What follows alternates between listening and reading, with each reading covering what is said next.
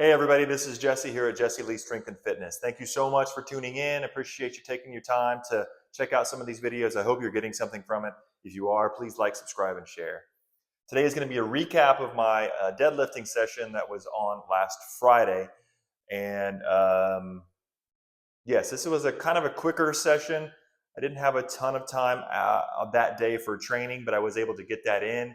And it also been a couple of weeks since I deadlifted. I had like a little small strain in my low back from deadlifting. And honestly, it wasn't like a typical, like any type of disc injury or something like that. It was actually a little bit of a misalignment in my upper right T-spine, which caused a little bit of some lateral glute strain on my left side. I went and got some chiropractic and it was just cleaned right up. There's no like any residual. I didn't have any shooting pain or anything like that. Just a little bit of kind of just the situation that was in the body, and it just kind of showed up in that deadlift. It had been around for a couple of weeks, so I took a couple of weeks off of deadlifting and then was able to go ahead and do this lift. So definitely having good chiropractic care is something that I always recommend, having somebody that you really trust who will also not necessarily just give you some cracks, but also help you get to the root cause. I think that's a very important thing for a chiropractor. A lot of people seem to just want to crack and pop and come back next week, crack and pop, come back next week. They really should be able to get you some longer term benefits every 4 to 6 weeks or something like that. So that's just my rant on that. But I was able to deadlift, and so that's great. I feel really good about it. This is a movement that I don't have a ton of mileage with. I typically have been somebody who's sumo deadlifted. And this is the conventional move, and I'm 6'4" almost. So I'm just trying to give this good long strategy here. I'm toying around with mixing it up, but I really want to work on some mastery with this lift. To me, just like going ahead and just having some setbacks and trying to do some things and really keeping going is really important part of this. Continuing to learn technique and make sure I'm getting better by using videos and all that kind of stuff, and making sure I'm sending videos to friends to get some cues to make sure I'm not missing something.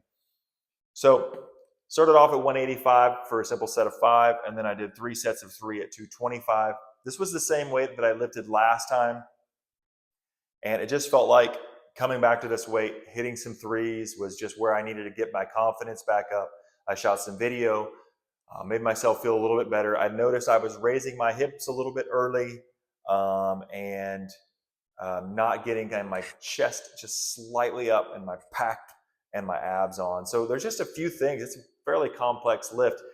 I mean, it's easy, simple, not easy kind of thing, you know. I just got to getting that brace, and obviously wearing my belt, getting a lot of tightness really helped me have no back injuries, no back problems at all. Felt fine. And then I just hit a kind of a hypertrophy range here, 4 sets of 6 at 85 pounds, got 8 at the last one. I had a kind of a cram session, so I just wanted to put some weight on the bar and get some movement. And then I finished off with 4 sets of 5 body weight dips.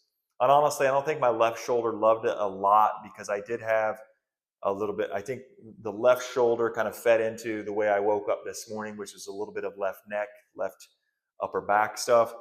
So making sure that I get that shoulder into a good position during those dips, because the left shoulder is a little bit weaker and a little bit more vulnerable in that dip position.